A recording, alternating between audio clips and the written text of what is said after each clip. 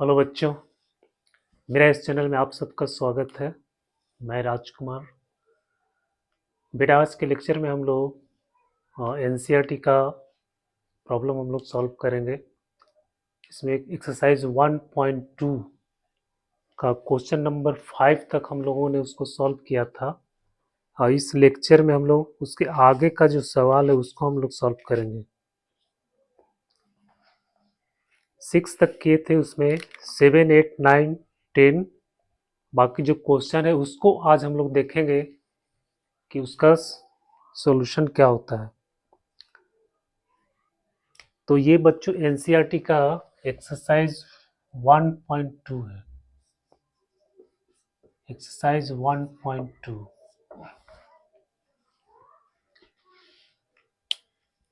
बच्चों, इस लेक्चर में आप सबको बहुत बहुत स्वागत। बच्चों, ये अगर ये लेक्चर आपको पसंद आता है तो प्लीज़ इसको लाइक सब्सक्राइब करना मत भूलना और कमेंट करना कि क्या आपको नीड है, कैसा लेक्चर आपको चाहिए, कंटेंट कैसा चाहिए।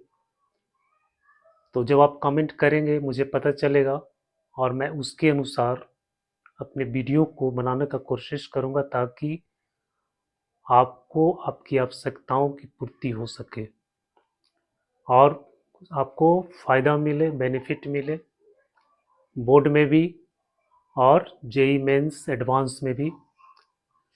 तो आइए बच्चों, आज हम देखते हैं क्वेश्चन नंबर 7।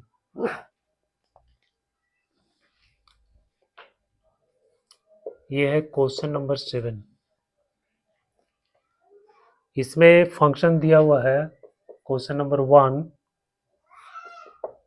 r 2r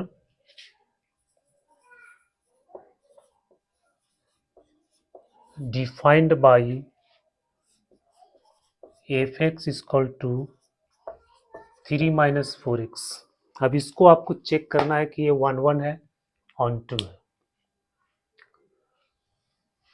तो ऑन और 1 चेक करने का 3 तरीका, एक ग्राफिकल मेथड होता है, थ्योरेटिकल मेथड होता है और एक मेथड होता है उसको हम लोग बोलते हैं कैलकुलस। कैलकुलस से भी चेक करते हैं। तो आइए देखते हैं हम लोग इसको।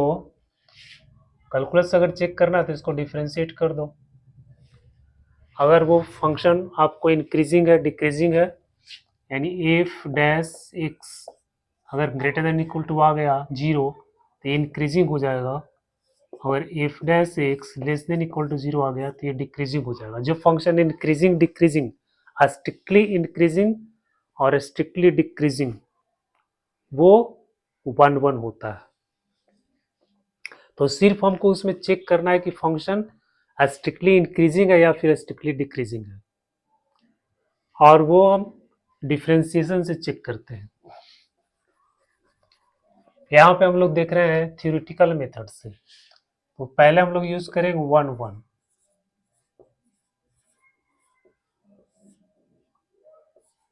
Late f(x1) equal to f(x2). now x1 x2 belongs to domain, x1 x2 belongs to domain। अब f(x1) इसमें वैल्यू पुट कर देंगे तो ये हो जाएगा 3 माइनस 4x1 और यहाँ हो जाएगा 3 माइनस 4x2। तो 3 3 कैंसिल हो गया, माइनस माइनस कैंसिल हो गया, इसको आ गया x1 इक्वल टू x2। तो बेटा ये fx1 equal to fx2, this implies x1 equal to x2। तो ये कैसा फंक्शन हो गया? ये आपका 1 हो गया। सो f इज 1। अब हम लोग चेक करते हैं ऑन टू। जो फंक्शन 1 नहीं होता है वो कौन सा फंक्शन हो जाता है? वो होता है मेनी 1 हो जाता है। तो मेनी 1 अगर चेक करना है तो आप 1 चेक कीजिए। अगर ये 1 हो गया तो मेनी 1 नहीं होगा, 1 नहीं हुआ तो मेनी 1 हो जाएगा। अब ऑन टू चेक करने के लिए हम लोग क्या करते हैं, इसका रेंज निकालते हैं। रेंज निकालने के बाद रेंज और कोड डोमेन अगर सेम हो गया तो वो ऑन टू फंक्शन हो जाएगा। बट वहाँ पे हम लोग डोमेन को भी देखना है कि डोमेन में आपका क्या है ना। तो और रेंज निकालने के लिए हम लोग क्या करेंगे, एफ एक्स को वाई लिखेंगे, तो y इक्वल टू हो जाएगा 3 माइनस 4x। x को y के टर्म में चेंज करना है, तो x इक्वल टू कितना हो जाएगा, इसको इधर ले आएंगे, इसको इधर 3 माइनस वाई बाई 4, ये आ गया। अब x इक्वल टू इतना आ गया। बच्चे ये डिफाइन कब होगा, जब y का कोई भी रियल वैल्यू यहाँ पे रखेंगे तो x का हमको रियल वैल्यू मिलेगा। So all real values of y we have real value of x। x is defined for all y belongs to R, यानी इसका रेंज हो गया R। अब ये रेंज और ये कोडोमेन दोनों सेम है, हाँ, ये आपका हो गया इक्वल टू कोडोमेन। और जब ये कोडोमेन के बराबर हो गया, आपका डोमेन भी R है, यानी इसमें कोई भी वैल्यू हम y का पुट कर देंगे, यहाँ से लेकर के कोई भी वैल्यू इसमें पुट कर देंगे तो ये वैल्यू इसमें आपको डोमेन में मिल जाएगा। तो डोमेन में मिलने का मतलब है कि y का कोई भी वैल्यू इसमें पुट करेंगे तो आपको इसमें प्री इमेज मिलेगा, ठीक है। तो यानी कोई भी वैल्यू इसमें आपको कोड डोमेन में नहीं छूटेगा जिसका कि प्री इमेज इसमें नहीं मिलता हो, तो सभी इसमें प्री इमेज मिलेगा, इसलिए आपका हो गया so it is onto. अब दोनों फंक्शन हो गया तो इसको हम लोग बाइजेक्टिव भी बोलते हैं, ये बाइजेक्टिव हो गया।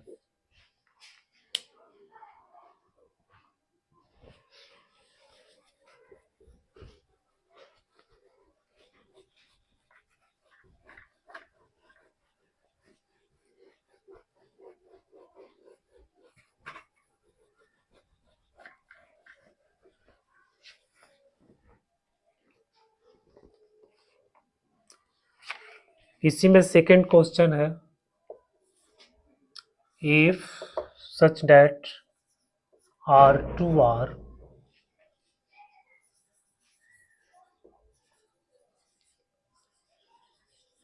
defined by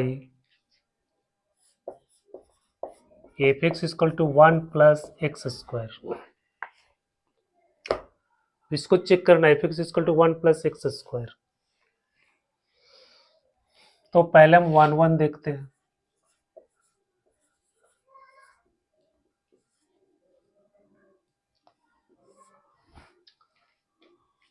1 1 के लिए fx1 इक्वल टू fx2, ये आपका हो जाएगा 1 plus x1 square 1 plus x2 square, तो यहाँ हो जाएगा x1 square minus x2 square equal to 0, तो x1 माइनस x2 और x1 plus x2 equal to 0। तो यहाँ से आपको मिल गया x1 इक्वल टू x2 और x1 equal to minus x2। चूंकि ये रियल नंबर है, x क्या है कि रियल है, तो कोई भी रियल, तो ये दोनों कंडीशन सेटिस्फाइज हो जाएगा, यानी दो वैल्यू यहाँ पे मिल रहा है। सो if is not 1 1, ये 1 1 नहीं है। से भी अगर हम यहाँ से इसमें अगर वैल्यू पुट करते हैं, इफ 1 पुट करेंगे तो 1 प्लस 1 इक्वल टू 2 आ जाएगा, इफ माइनस 1 पुट करेंगे तो 1 प्लस 1 इक्वल टू 2 आ जाएगा, यानी दो एलिमेंट को आपका सेम इमेज मिल रहा है, तो ये 1 1 नहीं होगा। सेकेंड है ऑन टू, इसको ऑन टू प्रूफ करना है, शो करना है। तो क्या करेंगे, इसका हम लोग रेंज निकालेंगे। y equal to 1 plus X square, तो एक्स स्क्वायर इक्वल टू क्या हो जाएगा, y minus 1, X equal to क्या हो जाएगा, प्लस माइनस रूट अंदर y माइनस 1। अब ये फंक्शन डिफाइन कब होता है, जब y माइनस 1 यानी रूट के अंदर जो एक्सप्रेशन है वो ग्रेटर देन इक्वल टू 0 होता है। तो x will be defined if y minus 1 greater than equal to 0 और y greater than equal to 1। तो y greater than equal to 1 है, यानी इसका रेंज क्या हो गया, पॉजिटिव हो गया, 1 से बड़ा इन्फिनिटी तक। इसका रेंज हो गया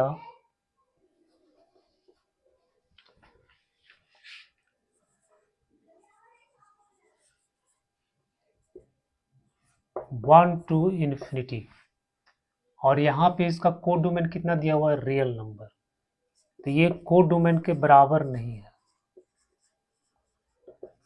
सो f is not onto, तो बेटा ये ऑन टू नहीं हुआ। ये ना फंक्शन जो है 1 प्लस एक्स स्क्वायर, ये ना 1 1 है और ना ही ऑन टू है। इसका ग्राफ से भी हम लोग देखेंगे तो इसका ग्राफ ऐसे बनेगा। तो जब ऐसे बनेगा तो हॉरिजॉन्टल लाइन टेस्ट देखेंगे तो ये अलग अलग पॉइंट पे कट रहा है, तो ये 1 1 तो हो ही नहीं सकता।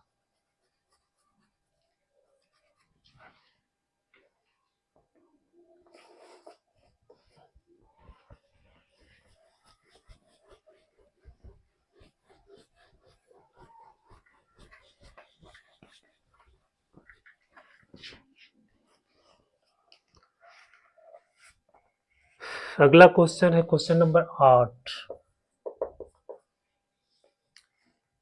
इसमें A and B be two sets so that if such that A cross B,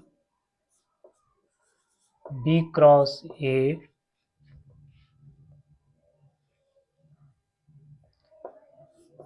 if AB is equal to BA। सो कह रहा बाइजेक्शन, बताना है कि ये बाइजेक्शन है। तो A क्रॉस B, इसका जो एलिमेंट होगा बेटा, ये एलिमेंट कैसा होगा, ऑर्डर्ड पेयर में होगा, क्योंकि A क्रॉस B है, कार्टेशियन प्रोडक्ट है, और इसका उल्टा है B क्रॉस A, यानी इसमें अगर एलिमेंट 1 2 है तो इसमें एलिमेंट हो जाएगा 2 1। ये फंक्शन इस तरह से डिफाइन है, if AB equal to BA, function of AB equal to BA, यानी इसमें जो वैल्यू रखेंगे इसका उल्टा हो जाएगा, पेयर जो है बदल जाएगा, यहाँ AB है तो यहाँ हो जाएगा BA। तब इसको चेक करना है कि ये 1 1 है कि नहीं है। 1 1 पहले चेक करते हैं। मान लेते हैं let if A1 B1 equal to if A2 B2। यहाँ A1 B1 है तो ये आपको हो जाएगा B1 A1, B1 A1, और यहाँ आपको हो जाएगा B2 A2। अब ये बराबर होगा, कब होगा, जब ये इसके बराबर हो जाएगा, ये इसके बराबर हो जाएगा, यानी B1 बराबर हो गया B2 एंड A1 बराबर हो जाएगा A2। तो जब B1 B2 और A1 A2 बराबर है तो हम इसको लिख सकते हैं कि A1 B1 equal to A2 B2, ऐसे लिख सकते हैं, क्योंकि ये इसके बराबर है, ये इसके बराबर है। तो जब ये वाला ऑर्डर पेयर को चेंज करेंगे तो ये भी ऑर्डर पेयर चेंज हो जाएगा। तो A1 B1 अगर यहाँ पे लिखते हैं तो ये A2 B2 हो जाएगा। अब यहाँ पे देखो A1 B1 A2 B2, ये दोनों बराबर है तो यहाँ A1 B1 A2 B2 आ रहा है। जैसे ये फंक्शन होता था fx1 इक्वल टू fx2 और ये आता था आपको x1 बराबर x2, तो जब इतना आ जाता था तो ये 1 1 हो जाता था। सेम चीज यहाँ पे आ रहा है। सो f इज 1 1, ये आपका 1 1 हो गया। अब हमको चेक करना ऑन टू चेक करने के लिए क्या करेंगे, हम मान लेते हैं बी क्रॉस ए का कोई एलिमेंट हम मान लेते हैं और फिर देखते हैं कि इसका इमेज इसमें हमको प्री इमेज मिलता है कि नहीं मिलता। अगर हम मान लेते हैं let B A belongs to B cross A, यानी इसका मतलब हो गया कि B belongs to B and A belongs to A। This implies, मतलब B बिलोंग्स टू B और A बिलोंग्स टू A, तो ऐसे भी हो सकता है कि AB belongs to A cross B। जब BA belongs to B cross A है और B बिलोंग्स टू B है और A बिलोंग्स टू A है, तो हम इसको जब चेंज कर देंगे तो A B belongs to A cross B हो जाएगा। यानी कोई भी एलिमेंट हम बी ए लेते हैं बी क्रॉस ए में, तो हमको A B A cross B में मिलता है। तो हम लिखेंगे for all B A belongs to B cross A there is its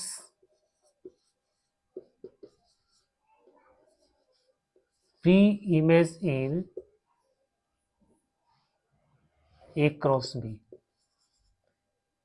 यानी डोमेन। कोड डोमेन में कोई भी एलिमेंट लेंगे तो हमको उसका preimage A cross B में मिलेगा। तो सो इसलिए क्या हो गया, so it is onto. बेटा ये इंटू ऑन 1 1 भी हो गया और ये ऑन टू भी हो गया, तो 1 1 ऑन टू दोनों हो गया, तो क्या हो गया, ये बाइजेक्टिव भी हो गया। ये समझ में आ गया होगा ये कॉन्सेप्ट।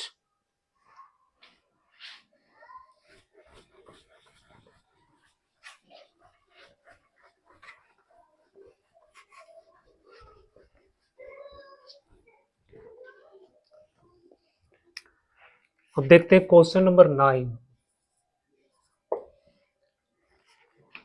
इसमें फंक्शन डिफाइंड है n to n, natural number to natural number.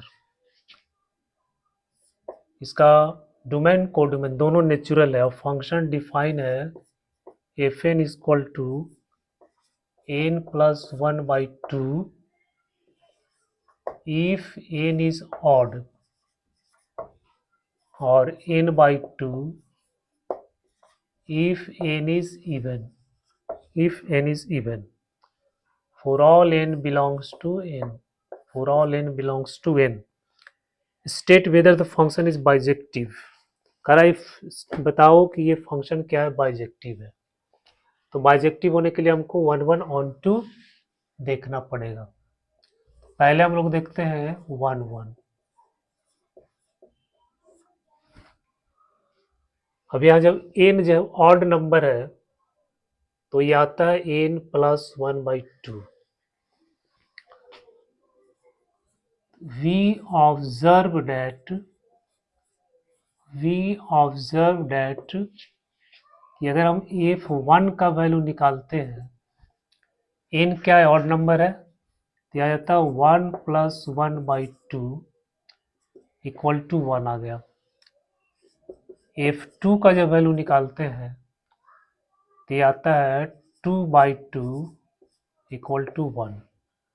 अब यहाँ पे आप देख रहे हैं कि 1 और 2 दोनों तो नेचुरल नंबर इसमें है, तो 1 का इमेज भी 1 है और 2 का इमेज भी 1 है, यानी 1 और 1 दोनों का इमेज क्या है, 1 है। तो ये क्या हो जाएगा, that is f1 is equal to f2 but 1 is not equal to 2, so f is not 1 1, तो ये 1 1 नहीं हुआ क्योंकि दो एलिमेंट का सेम इमेज आपको मिल रहा है, यानी ऐसे बन रहा है, यहाँ 1 2 है, इसका इमेज आपको 1 मिल रहा है, तो दो एलिमेंट का जब सेम इमेज मिलता है तो ये मेनी 1 हो जाता है, ये 1 1 फंक्शन नहीं होगा। अब देखते हैं ऑन टू है कि नहीं।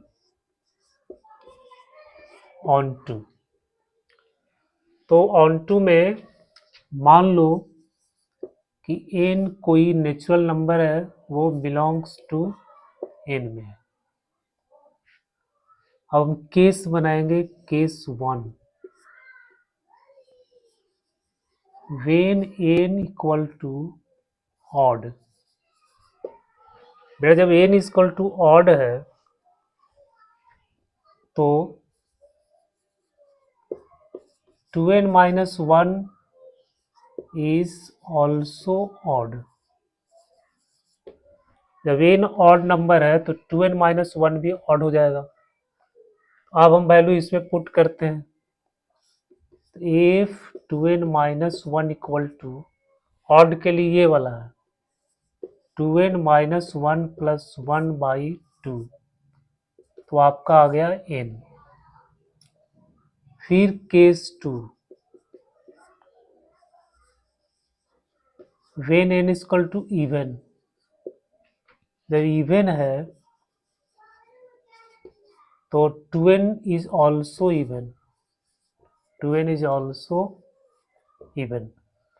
अब 2n हम इसमें पुट करेंगे तो ये 2n बराबर हो गया 2n बाई 2, ये आपका आ गया n। अब बेटा यहाँ पे देखो, यहाँ पे हम इवन रखें चाहे ऑड रखें, मेरा आंसर आ रहा है n। इवन ऑड रखते हैं तो भी आपको आ रहा है n, इवन रखते हैं तो भी आपको आ रहा है n। अब n क्या है, ये डोमेन में है, ये डोमेन में है, तो n का वैल्यू हम इवन भी रखेंगे तो भी हमको डोमेन में ये एलिमेंट मिलेगा, और इवन रखेंगे तो भी हमको डोमेन में एलिमेंट मिलेगा। इसका मतलब है कि for all n there is preimage in domain. Thus for all n belongs to a domain,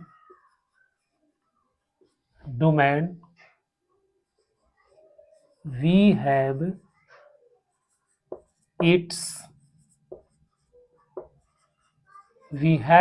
pre-image, sorry, ये डोमेन नहीं, codomain, its pre-image in domain, so f is onto। तो बेटा ये 1 1 तो नहीं है, लेकिन ये onto फंक्शन है।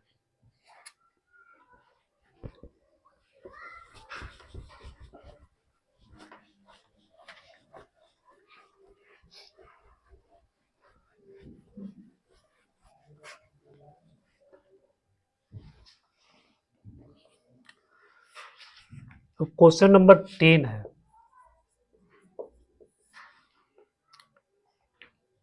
इसमें फंक्शन ए दिया हुआ है r माइनस 3, ये सेट दिया हुआ है a बराबर इतना, b बराबर r माइनस 1। फंक्शन है a से b में, ये फंक्शन आपको दिया हुआ है a टू b, यानी कोड डोमेन आपका b है, ये वाला आपका कोड डोमेन है और ये वाला आपका डोमेन है। और फंक्शन जो डिफाइन है वो है x minus two x minus three. If 11 onto correct, क्या is if 11 onto correct, क्या ये 11 ऑन टू है? तो पहले हम 11 चेक करते हैं। 11 लिखेंगे let f x one equal to f x two. यहाँ आ जाएगा x one minus two x one minus three equal to x two minus two x two minus three. इसको क्रॉस मल्टीप्लाई कर देते हैं। X one x two minus three x one minus two x two plus six equal to x one x two minus three x two minus two x one plus six. इसमें six six cancel हो गया, ये cancel हो गया। अब हम सबको इधर ले आते हैं, तो जाएगा three x two plus two x one minus three x one minus two x two equal to zero. Three x two x two, यह आ गया एक्स टू, और यहाँ आपका आ गया x one equal to zero. This implies x one बराबर x two. जो x one by x two आ गया, इसका मतलब क्या, ये वन वन है। तो ये फंक्शन कैसा आपको वन वन फंक्शन है। अब चेक करते हैं कि ये ऑन टू है कि नहीं। ऑन टू के लिए आप क्या करेंगे, रेंज निकालेंगे। ऑन टू तो मान लियो y equal to x minus two x minus three, x minus two x minus three, cross multiply कर दो। X y minus three y equal to x minus two, x को इधर ले आएंगे तो हो जाएगा एक्स वाई माइनस वन। जब इधर लाएंगे माइनस हो जाएगा, फिर एक्स एक्स कॉमन ले लेंगे, एक्स वाई माइनस वन, और यहाँ आपका हो जाएगा थ्री वाई माइनस टू। तो एक्स इक्वल टू हो जाएगा three y minus two by y minus one. Three y minus two y y minus one. अब ये फंक्शन डिफाइंड कब होगा, x will be defined if y minus one not equal to zero, यानी y not equal to one. y का value one नहीं होना चाहिए, बाकी सभी वैल्यू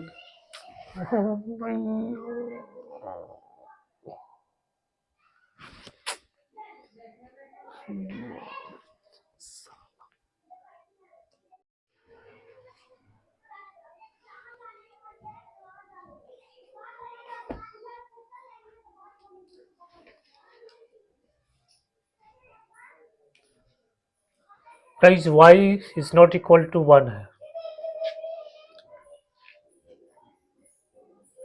इसका रेंज हो जाएगा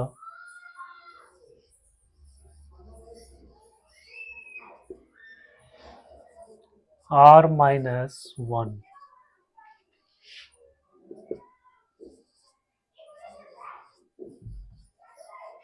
इक्वल टू कोडोमेन। वो रेंज यहाँ पे कोडोमेन के बराबर है। So f is onto function.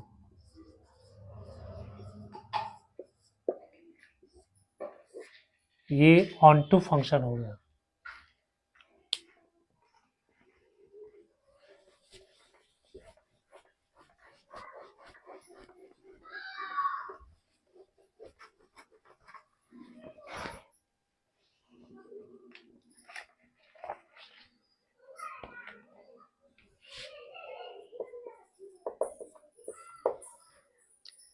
Question number 11, if such that R2 are function defined है f x is equal to x to power 4, x to the power 4। अब ये check करना है कि ये कैसा फंक्शन है। तो इसको चेक करने के लिए हम लोग x1 टू द पावर 4 फिर x2 टू पावर 4 लगाएंगे। ये 1 1 F x1 equal to F x2 आपका आ जाएगा x1 power 4 equal to x2 power 4, फिर हो जाएगा x1 power 4 minus x2 to the power 4 equal to 0। अब इसको हम लिख सकते हैं x1 square plus x2 square into x1 square minus x2 square equal to 0। तो फिर यहाँ पे आ गया x1 स्क्वायर x2 स्क्वायर, यह आपका आ गया x1 माइनस x2 और x1 प्लस x2। ये फंक्शन R2R है। ये तो स्क्वायर है बेटा, ये तो कभी जीरो नहीं होगा, तो आपका ये जीरो हो जाएगा। x1 minus x2 equal to 0 और x1 plus x2 equal to 0, ये दोनों सही हो जाएगा। x1 बराबर x2 हो जाएगा, x1 इक्वल टू x2 और x1 equal to minus x2। So f is not 1 1, ये 1 1 नहीं होगा। सेकेंड ऑन टू, इसमें ऑन टू शो करना है कि ये ऑन टू फंक्शन है, तो हम इसका रेंज निकालेंगे। तो let y equal to x to the power 4 implies that x equal to y to the power 1/4। अब y का पावर 1/4 हो गया। अब y का ये रियल नंबर है। अब इसमें अगर हम -2 पुट करेंगे तो हमको इधर में रियल नंबर प्राप्त नहीं होगा। For y is equal to -2, we do not have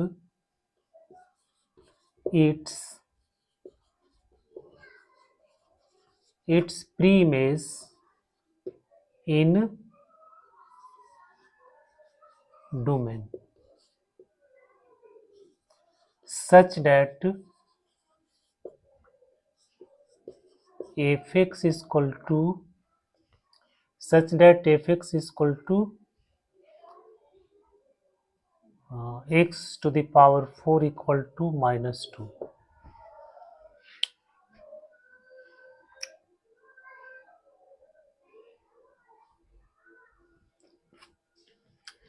x4 हमेशा पॉजिटिव होगा और नेगेटिव आउटपुट कभी नहीं देगा, तो ये आपका ऑन टू नहीं हुआ। 1 1 है लेकिन ऑन टू नहीं, तो ये मेनी वन फंक्शन हो गया। ये फंक्शन आपका कैसा हो गया? मेनी वन हो गया। लास्ट सवाल है क्वेश्चन नंबर 12।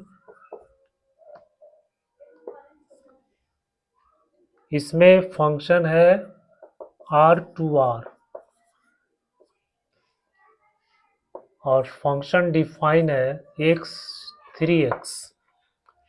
अब इसको चेक करना है, तो बेटा ये तो 1 1 हो जाएगा, देखने से ही ये 1 1 लग रहा है, क्योंकि इसका ग्राफ जो बनेगा स्ट्रेट लाइन बनेगा, इंक्रीजिंग फंक्शन होगा, तो वो तो 1 1 हो जाएगा।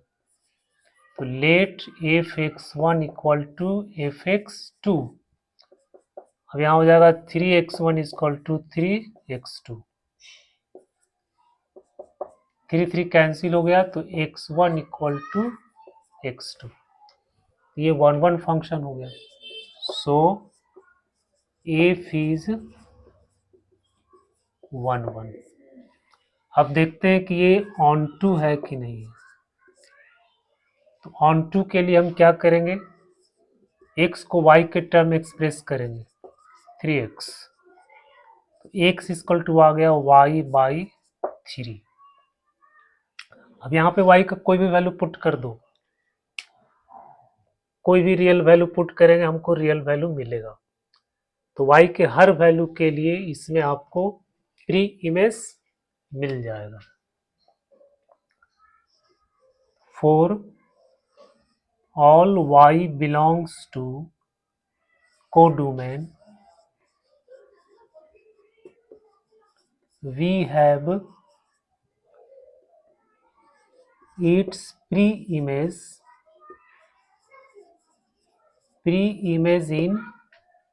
in domain